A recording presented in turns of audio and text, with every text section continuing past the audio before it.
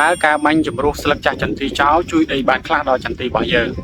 ការបាញ់ចម្រុះស្លឹកចាស់ចន្ទីចោលគឺជួយបានច្រើនមែនទែនទៅលើចន្ទីតែទៅលើបានតែចន្ទីដែលមានអាយុចាប់ផ្ដើមចាស់ឆ្នាំទេមិនមែនស្ថិតទៅលើចន្ទីអាយុក្មេងទេណាបងប្អូនហើយចម្រុះបានក៏ចាប់ពីចន្ទីអាយុចាប់ពី6ឆ្នាំឡើងគឺអាចចម្រុះបានហើយចំពោះការចម្រុះស្លឹកចាស់ហ្នឹងគឺយើងចម្រុះតែស្លឹកចាស់ស្លឹកដែលអត់គុណភាពស្លឹកលែងធ្វើរស្មីសំយោគដើម្បីទៅបំពន់ដងដើមចន្ទីរបស់យើងទេ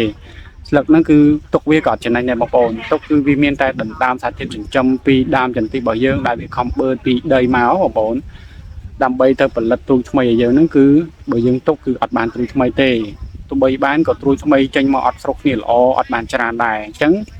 ចំពោះចន្ទីអាយុចាស់ឆ្នាំគឺរើសការបាញ់ចម្រុះស្លឹកចាស់ចោលគឺល្អដើម្បីចម្រុះស្លឹកនឹងអស់ហើយចន្ទីរបស់យើងគឺវានៅសល់តែស្លឹក